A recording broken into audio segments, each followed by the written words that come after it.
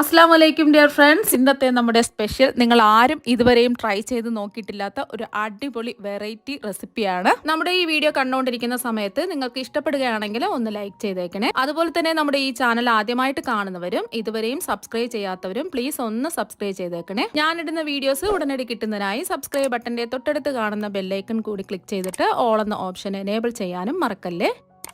അത് തന്നെ ഇതിനായിട്ട് ഞാനിവിടെ 250 ml കപ്പിന് 1 കപ്പ് കടലപ്പരിപ്പ് കഴുകി വൃത്തിയാക്കി എടുത്തതിന് ശേഷം കുതിർത്തെടുത്തിട്ടുള്ളതാണ്. ഒരു 2 മണിക്കൂർ വെള്ളം ഒഴിച്ച് കുതിർത്തെടുത്തിട്ടുള്ളതാണ്. നല്ലതുപോലെ കഴുകി വൃത്തിയാക്കി എടുത്തതിന് ശേഷം ഒരു 2 മണിക്കൂർ 1-2 മണിക്കൂർ വെള്ളം ഒഴിച്ച് കുതിർക്കാൻ വെക്കാം. ഇനി ഇതിന്റെ വെള്ളം മുഴുവനും മാറ്റിയിട്ട് ഒരു കുക്കറിലേക്ക് മാറ്റാം.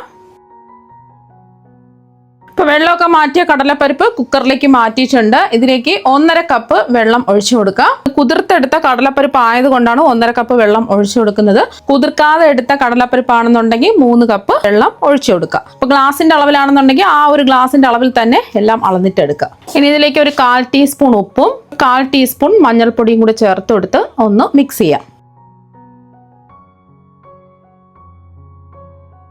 ഇനി നമുക്ക് കുക്കർ മൂടി വെച്ചിട്ട് മീഡിയം ഫ്ലെയിമിൽ ഒറ്റ വിസിൽ കേൾക്കുന്നവരെ വേവിച്ചെടുത്താൽ മതി. നമ്മൾ കുതിർത്തെടുത്ത കടലപ്പരിപ്പ് ആയതുകൊണ്ട് പെട്ടെന്ന് തന്നെ വെന്ത് കിട്ടും. കുതിർക്കാതെ എടുത്ത കടലപ്പരിപ്പാണെന്നുണ്ടെങ്കിൽ ഒരു 5 വിസിലെങ്കിലും കേൾപ്പിക്കുക, എന്നാൽ മാത്രമേ വെന്ത് കിട്ടുള്ളൂ. ഒരു വിസിൽ കേട്ടതിന് ശേഷം ഫ്ലെയിം ഓഫാക്കി ഇപ്പൊ ഇതിന്റെ ആവിയെല്ലാം പോയിട്ടുണ്ട്. നമുക്ക് തുറന്ന് നോക്കാം. അപ്പോൾ അത് വെന്തിട്ടുണ്ട്. വെന്തങ്ങ് കുഴഞ്ഞു പോകാൻ പാടില്ല, ഒന്ന് വെന്ത് കിട്ടിയാൽ മാത്രം മതി. നമ്മൾ പിടിച്ച് നോക്കുന്ന സമയത്ത് അറിയാൻ പറ്റും ഇത് വെന്തിട്ടുണ്ട്. അപ്പോൾ വെന്തിട്ടില്ല എന്നുണ്ടെങ്കിൽ മൂടി വെച്ച് ഒരു വിസിലും കൂടി ഒന്ന് വേവിച്ചിട്ടെടുക്കുക. നല്ല ചൂടാണ്. ഇതിൽ കുറച്ച് വെള്ളമുണ്ട്. മാറാൻ വേണ്ടിയിട്ട് നമുക്ക് അരിപ്പയിലിട്ട് മാറ്റി വയ്ക്കാം. നമ്മൾ വേവിച്ചെടുത്ത കടലപ്പരിപ്പ് ഇതിന്റെ വെള്ളമൊക്കെ മാറി ഇതിന്റെ ചൂട് മാറാൻ വേണ്ടിയിട്ട് ഒരു അരിപ്പയിലേക്ക് ഇതാ മാറ്റിയിട്ടുണ്ട്. കടലപ്പരിപ്പിന്റെ ചൂട് മാറാൻ വെച്ചിരിക്കുന്ന സമയം കൊണ്ട് ഒരു ബൗളിലേക്ക് 250 ml കപ്പിന് 1 കപ്പ് ഗോതമ്പ് പൊടി ഇട്ട് കൊടുക്കാം. ഗ്ലാസിന്റെ അളവിലാണെന്നുണ്ടെങ്കിൽ ആ ഒരു ഗ്ലാസിന്റെ അളവിൽ 1 ഗ്ലാസ് ഗോതമ്പ് പൊടി എടുക്കുക. എല്ലാം ഗ്ലാസിന്റെ അളവിൽ തന്നെ അളന്നിട്ടെടുക്കുക. അതേ കപ്പിന്റെ അളവിൽ തന്നെ 1 കപ്പ് മൈദയും കൂടി ചേർത്ത് കൊടുക്കാം. ഇനി ഇതിലേക്ക് ഒരു 1/4 ടീസ്പൂൺ ഉപ്പും ഒരു 1/4 ടീസ്പൂൺ മഞ്ഞൾപ്പൊടിയും കൂടി ചേർത്ത് കൊടുത്തിട്ട് ഒന്ന് മിക്സ് ചെയ്യാം. ഒന്ന് മിക്സ് ചെയ്തെടുത്തതിന് ശേഷം ഈ മാവൊന്ന് കുഴച്ചെടുക്കുന്നതിന് ആവശ്യമായിട്ടുള്ള വെള്ളം ഒഴിച്ചു കൊടുക്കാം. 1 കപ്പ് വെള്ളം എടുത്തിട്ടുണ്ട്. ആദ്യം പകുതി ഒരു 1/2 കപ്പ് വെള്ളം ചേർത്ത് കൊടുത്തിട്ട് ഒന്ന് കുഴച്ചെടുക്കാം.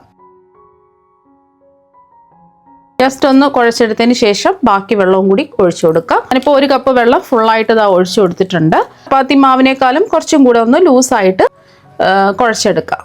ഇപ്പോൾ ഇതാ ഒന്ന് കുഴച്ചെടുത്തിട്ടുണ്ട്. ഇനി ഒട്ടിപ്പിടിക്കാതിരിക്കാൻ വേണ്ടിയിട്ട് കുറച്ച് എണ്ണ ഒഴിച്ചു കൊടുക്കാം. 1 ടീസ്പൂൺ ഞാനിപ്പോൾ നല്ലെണ്ണയാണ് ഒഴിച്ചു കൊടുക്കുന്നത്. എന്നിട്ട് ഒന്നുകൂടി ഒന്ന് കുഴച്ചെടുക്കാം. നല്ലോണം കുഴച്ച് മാവ് സോഫ്റ്റ് ആക്കി എടുക്കണം. നല്ലെണ്ണയ്ക്ക് പകരം വേറെ ഏതെങ്കിലും എണ്ണ ഒഴിച്ചു കൊടുത്താലും മതി, എണ്ണയ്ക്ക് പകരം നെയ്യ് എടുത്താലും മതി. ഇപ്പോൾ ഇതൊന്ന് കുഴച്ചെടുത്തിട്ടുണ്ട്. ഒരു 2 മിനിറ്റെങ്കിലും നല്ല സോഫ്റ്റ് ആയിട്ട് ഇതൊന്ന് കുഴച്ചിട്ടെടുക്കുക. കുഴച്ചെടുക്കുന്നത് ഈ ഒരു പരുവത്തിന് വേണം നമ്മൾ കുഴച്ചെടുക്കാൻ വേണ്ടിയിട്ട്. ചെറിയൊരു ലൂസായിട്ട് വേണം ഈ മാവ് ഇരിക്കാൻ വേണ്ടിയിട്ട്. ഒരുപാട് കട്ടിയാവാൻ പാടില്ല. ഇനി കുറച്ച് സമയം ഈ മാവൊന്ന് റെസ്റ്റ് ചെയ്യാൻ വെക്കണം. അതിന് വേണ്ടിയിട്ട് തന്നെ മുകളിലായിട്ട് ഒരു 2 ടീസ്പൂൺ നല്ലെണ്ണയോ അല്ലെങ്കിൽ ഏതെങ്കിലും എണ്ണയോ നെയ്യോ ഒഴിച്ചു കൊടുക്കുക. നെയ്യാകുമ്പോൾ 1 ടീസ്പൂണൊക്കെ മതിയാവും. എന്നിട്ട് എല്ലാ ഭാഗത്തും ഒന്നാക്കി കൊടുക്കുക. എണ്ണ ഒന്ന് തടവി കൊടുത്തതിന് ശേഷം കുറച്ച് സമയം ഇതൊന്ന് മൂടി വെച്ച് റെസ്റ്റ് ചെയ്യാൻ വെക്കാം. ഇപ്പോൾ കടലപ്പരിപ്പിൻ്റെ ചൂട് മാറിയിട്ടുണ്ട്. ഇതിലുള്ള വെള്ളം മുഴുവനും മാറി ഡ്രൈ ആയിട്ട് വന്നിട്ടുണ്ട്. ഇനി ഇത് ഒരു മിക്സിയുടെ ജാറിലേക്ക് മാറ്റാം. കടലപ്പരിപ്പ് മിക്സിയുടെ ജാറിലേക്ക് മാറ്റിയതിന് ശേഷം ഇതിലേക്ക് മധുരത്തിന് വേണ്ടിയിട്ട് ആവശ്യത്തിനുള്ള പഞ്ചസാര ചേർത്ത് കൊടുക്കാം. ഞാനിപ്പോൾ 1 കപ്പ് പഞ്ചസാരയാണ് എടുത്തിട്ടുള്ളത്. 250 ml കപ്പിന് 1 കപ്പ് പഞ്ചസാരയാണ് എടുത്തിട്ടുള്ളത്. ഇതിന് പകരമായിട്ട് നിങ്ങൾക്ക് പൊടിച്ച ശർക്കര വേണമെന്നുണ്ടെങ്കിലും 1 കപ്പ് എടുക്കാവുന്നതാണ്. ഇനി ഇതിലേക്ക് ഫ്ലേവറിന് വേണ്ടിയിട്ട് 5 ഏലക്കയുടെ അതിൻ്റെ തൊണ്ട് മാറ്റിയിട്ട് ഇതിലേക്ക് അങ്ങ് ചേർത്ത് കൊടുക്കാം. ഇനി ഇതെല്ലാം കൂടിയിട്ട് നന്നായിട്ട് പേസ്റ്റ് പരുവത്തിന് കട്ടകളൊന്നും ഇല്ലാതെ നല്ലതുപോലെ ഒന്ന് അരച്ചെടുക്കാം. അപ്പോൾ ഒട്ടും തരികളില്ലാതെ ഇതുപോലെ നല്ല സ്മൂത്ത് ആയിട്ട് അരച്ചിട്ടെടുക്കുക. അരച്ചെടുക്കാൻ പറ്റുന്നില്ല എന്നുണ്ടെങ്കിൽ മാത്രം നമ്മൾ കടലപ്പരിപ്പ് ഊറ്റി വെച്ച വെള്ളം 1-2 ടേബിൾ സ്പൂൺ ഒഴിച്ചിട്ട് ഇതുപോലെ നല്ല സ്മൂത്ത് ആയിട്ട് അരച്ചെടുക്കുക. അരച്ചെടുത്ത കടലപ്പരിപ്പ് ഒരു പാനിലേക്ക് മാറ്റാം. അപ്പോൾ ഒരു പാനിലേക്ക് കടലപ്പരിപ്പ് അരച്ചെടുത്തത് പാനിലേക്ക് മാറ്റിയിട്ടുണ്ട്. ഇനി ഇതിലേക്ക് 1 ടേബിൾ സ്പൂൺ നെയ്യ് ഒഴിച്ചു കൊടുക്കാം. ഫ്ലെയിം ഓണാക്കി കൊടുക്കാം. എന്നിട്ട് ഇത് നന്നായിട്ടൊന്ന് ഇളക്കി യോജിപ്പിച്ചെടുക്കാം. പാനിൽ നിന്ന് ഒന്ന് വിട്ട് വരുന്നവരെ ഒന്ന് ഇളക്കി കൊടുക്കുക. മീഡിയം ഫ്ലെയിം വെച്ച് കൊടുക്കുക. ഒരു 2-3 മിനിറ്റ് ഇതുപോലെ ഒന്ന് ഇളക്കി കൊടുക്കുന്ന സമയത്ത് പാനിൽ നിന്ന് വിട്ട് വരും. പരുവാകുമ്പോൾ നമുക്ക് ഫ്ലെയിം ഓഫ് ആക്കാം. ഇപ്പോൾ പാനിൽ നിന്ന് ഇതാ വിട്ട് വന്നിട്ടുണ്ട്. ഒരുപാട് അങ്ങ് കട്ടിയാവാൻ പാടില്ല. ഈ ഒരു പരുവാകുന്ന സമയത്ത് ഫ്ലെയിം ഓഫ് ആക്കിയിട്ട് ചൂട് മാറാൻ വേണ്ടിയിട്ട് വേറൊരു പാത്രത്തിലേക്ക് മാറ്റി വെക്കാം. വീണ്ടും ഞാൻ കുറച്ച് കടലപ്പരിപ്പ് ഇതാ കുതിർത്തെടുത്ത് വെച്ചിട്ടുണ്ട്. 250 ml കപ്പിന് 1/2 കപ്പ് കടലപ്പരിപ്പ് നല്ലതുപോലെ കഴുകി വൃത്തിയാക്കി എടുത്തതിന് ശേഷം കുറച്ച് വെള്ളം ഒഴിച്ച് ഒരു 2 മണിക്കൂർ കുതിർത്തെടുത്തിട്ടുള്ളതാണ്. നല്ലോണം കുതിർന്ന് വന്നിട്ടുണ്ട്. ഇനി ഇതിന്റെ വെള്ളം എല്ലാം മാറ്റിയതിന് ശേഷം ഒരു മിക്സിയുടെ ജാറിലേക്ക് മാറ്റാം. കടലപ്പരിപ്പ് മിക്സിയുടെ ജാറിലേക്ക് മാറ്റിയിട്ടുണ്ട്. ഇനി ഇതിലേക്ക് മധുരത്തിന് വേണ്ടിയിട്ട് പൊടിച്ച ശർക്കരയാണ് എടുത്തിട്ടുള്ളത്. 1 കപ്പാണ് എടുത്തിട്ടുള്ളത്. 250 ml കപ്പിന് 1 കപ്പ് പൊടിച്ച ശർക്കരയാണ് എടുത്തിട്ടുള്ളത്. ഇനി ഇതിലേക്ക് ആവശ്യത്തിനുള്ള വെള്ളം ഒഴിച്ചു കൊടുക്കാം. ഒരു 1/2 കപ്പ് വെള്ളം ഒഴിച്ചു കൊടുക്കാം. ഇത് നന്നായിട്ട് ഒന്ന് അടിച്ചെടുക്കാം. പൊട്ടും കട്ടകളൊന്നുമില്ല, ഇതാ ഒന്ന് അടിച്ചെടുത്തിട്ടുണ്ട്. ഇനി ഒരു ബൗൾ എടുക്കുക. ഇതിലേക്ക് 250 ml കപ്പിന് 1 കപ്പ് ഗോതമ്പ് പൊടി ഇട്ട് കൊടുക്കാം. ആവശ്യത്തിനുള്ള ഉപ്പ് ചേർത്ത് കൊടുക്കാം. ഞാനിപ്പോൾ ഒരു 1/2 ടീസ്പൂൺ ഉപ്പാണ് ചേർത്ത് കൊടുക്കുന്നത്. 1/4 ടീസ്പൂൺ ഏലക്കാപ്പൊടി ചേർക്കാം. ഇനി ഒരു 1/4 ടീസ്പൂൺ മഞ്ഞൾപ്പൊടിയും കൂടെ ചേർത്ത് കൊടുത്തിട്ട് ഒന്ന് മിക്സ് ചെയ്യാം. പിന്നെ നമ്മൾ ഒന്ന് മിക്സ് ചെയ്തെടുത്തതിന് ശേഷം നമ്മൾ അടിച്ചെടുത്ത് വെച്ചിരിക്കുന്ന കടലപ്പരിപ്പിൻ്റെ മിക്സിൽ അത് മുഴുവനും അങ്ങ് ഒഴിച്ചു കൊടുക്കാം. കട്ടകളൊന്നുമില്ലാതെ ഒന്ന് മിക്സ് ചെയ്ത് യോജിപ്പിക്കാം. ഇത് കുറച്ച് കട്ടിക്കാണ് ഇരിക്കുന്നത്. കുറച്ച് വെള്ളം കൂടി ചേർത്ത് കൊടുക്കാം. നമ്മൾ അരച്ചെടുത്ത ജാറ് കഴുകി ഒരു 1/2 കപ്പ് വെള്ളം കൂടി ഒഴിച്ചു കൊടുക്കാം. വീണ്ടും ഒന്ന് മിക്സ് ചെയ്തെടുക്കാം. ഒരുപാട് ലൂസ് ആവാനും പാടില്ല, ഒരുപാട് കട്ടിയാവാനും പാടില്ല. ആ ഒരു രീതിക്ക് ബാറ്റർ റെഡിയാക്കി എടുക്കാം. അപ്പോൾ ഇതാ ഒന്ന് മിക്സ് ചെയ്തെടുത്തിട്ടുണ്ട്. ഇനി ഇതിലേക്ക് 1 ടേബിൾ സ്പൂൺ നെയ്യും കൂടി ചേർത്ത് കൊടുത്ത് ഒന്ന് മിക്സ് ചെയ്യാം. നമ്മുടെ ബാറ്റർ ഇതാ ഇവിടെ റെഡി ആയിട്ടുണ്ട്. അപ്പം ഈ ഒരു കട്ടിക്ക് വേണം ബാറ്റർ റെഡിയാക്കി എടുക്കാൻ. ഇപ്പം ഇതിൻ്റെ ചൂട് ഇതാ മാറിയിട്ടുണ്ട്. ഇനി ഇതിൽ നിന്നും കുറച്ച് മിക്സ് എടുക്കുക. ഒരു നാരങ്ങ വലിപ്പത്തിലുള്ള മിക്സ് എടുത്തിട്ട് ഒന്ന് ഉരുട്ടിയെടുക്കുക. അപ്പോൾ ഈ ഒരു നാരങ്ങ വലിപ്പത്തിൽ ഇതാ ഉരുട്ടിയെടുത്തിട്ടുണ്ട്. ഇതുപോലെ ബാക്കിയെല്ലാം നമുക്ക് ഉരുട്ടിയെടുക്കാം. നമ്മൾ മാവ് കുഴച്ച് റെസ്റ്റ് ചെയ്യാൻ വെച്ചിട്ട് ഒരു 1/2 മണിക്കൂർ കഴിഞ്ഞിട്ടുണ്ട്. 1 മണിക്കൂറൊക്കെ വെക്കുകയാണെന്നുണ്ടെങ്കിൽ അത്രയും നല്ലതാണ്. നല്ല മാവ് നല്ല സോഫ്റ്റ് ആയിട്ട് ഇതാ കിട്ടിയിട്ടുണ്ട്. നമ്മൾ നേരത്തെ ഫില്ലിങ് നമ്മൾ കടലപ്പരിപ്പിൻ്റെ മിക്സ് എത്രയാണോ എടുത്തിട്ടുള്ളത് ആ ഒരു വലുപ്പത്തിൽ വേണം മാവും എടുക്കാൻ വേണ്ടിയിട്ട്. മാവ് നല്ല അതാ സോഫ്റ്റ് ആയിട്ടാണ് ഇരിക്കുന്നത്. ഒരു നാരങ്ങ വലുപ്പത്തിൽ മാവ് എടുത്തിട്ട് ഒന്ന് ഉരുട്ടിയെടുക്കാം. മാവ് ഇതാ ഉരുട്ടിയെടുത്തിട്ടുണ്ട്. എന്നെ കൈ വെച്ചിട്ട് മാവ് ഇതുപോലെ ഒന്ന് പരത്തിയെടുക്കാം. കണ്ടില്ലേ, മാവ് നല്ല സോഫ്റ്റാണ്, നല്ലോണം ഇതാ പരന്ന് വരുന്നുണ്ട്. ഇനി ഇതിൻ്റെ ഉള്ളിൽ നമ്മൾ ഉരുട്ടിയെടുത്ത ഫില്ലിങ് വെച്ച് കൊടുക്കാം. ഇനി ഫില്ലിങ്ങിൻ്റെ നടുവിൽ വെച്ചിട്ട് ഒന്ന് എല്ലാം ഒന്ന് കൂട്ടി യോജിപ്പിച്ച് ബാക്കിയുള്ള മാവ് നമുക്ക് മാറ്റാം. വീണ്ടും ഒന്ന് ഉരുട്ടിയെടുക്കാം. ഇതൊന്ന് പരത്തി എടുക്കുന്നതിന് വേണ്ടിയിട്ട് ഞാനിവിടെ ഒരു പ്ലാസ്റ്റിക് ഷീറ്റാണ് എടുത്തിട്ടുള്ളത്. ഇതിന് പകരം വാഴയില എടുക്കാം, അല്ലെങ്കിൽ ബട്ടർ പേപ്പർ എടുക്കാം, ഏത് വേണമെങ്കിലും എടുക്കാവുന്നതാണ്.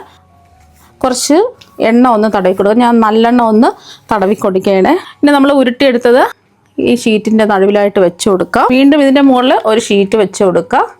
ഏതെങ്കിലും ഒരു തട്ട് വെച്ചിട്ടോ ഒരു പ്ലേറ്റ് വെച്ചിട്ടോ ഒന്ന് പ്രസ് ചെയ്ത് കൊടുത്താൽ മതി. നല്ല സോഫ്റ്റ് ആയിട്ടാണ് മാവിരിക്കുന്നത്. ഒന്ന് പ്രസ് ചെയ്ത് കൊടുത്തതിന് ശേഷം നമുക്കൊന്ന് തുറന്ന് നോക്കാം. കറക്റ്റ് റൗണ്ട് ഷേപ്പിൽ ഇതാ കിട്ടിയിട്ടുണ്ട്. നല്ല ഷേപ്പ് കിട്ടിയില്ല എന്നുണ്ടെങ്കിൽ ഇതുപോലെ കൈ വെച്ചിട്ട് ഒന്ന് പരത്തിയെടുത്താൽ മതിയാവും. നമുക്കൊന്ന് തുറന്ന് നോക്കാം. ഒരുപാട് കനം ആവാൻ പാടില്ല, ചെറിയൊരു കനത്തിൽ ഇതുപോലെ ഒന്ന് പരത്തിയെടുക്കുക.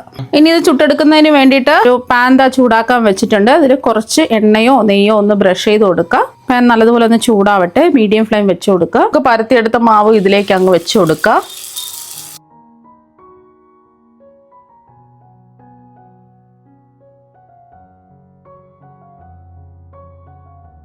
ഇതിൻ്റെ പുറമൊക്കെ ഡ്രൈ ആയി ഇതുപോലെ കുമിളകൾ വരുന്ന സമയത്ത് കുറച്ച് നെയ്യൊന്ന് ബ്രഷ് ചെയ്യാം.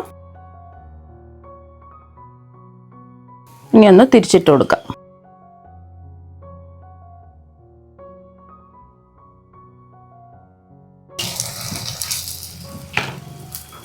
ഇതിൻ്റെ പുറത്തും കുറച്ച് നെയ്യൊന്ന് ബ്രഷ് ചെയ്ത് കൊടുക്കാം.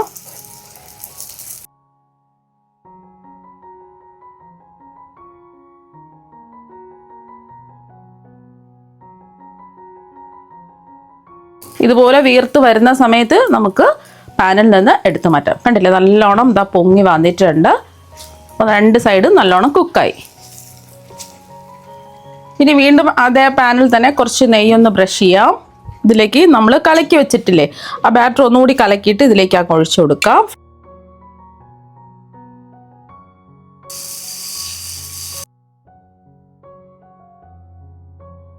ഇതിൻ്റെ പുറം ഒന്ന് ഡ്രൈ ആവുന്ന സമയത്ത് കുറച്ച് നെയ്യൊന്ന് ബ്രഷ് ചെയ്യാം.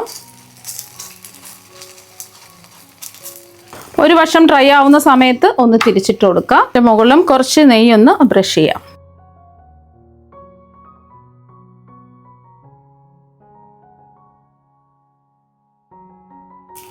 ഇതുപോലെ ഒന്ന് വീർത്ത് വരുന്ന സമയത്ത് തിരിച്ചിട്ട് കൊടുക്കാം.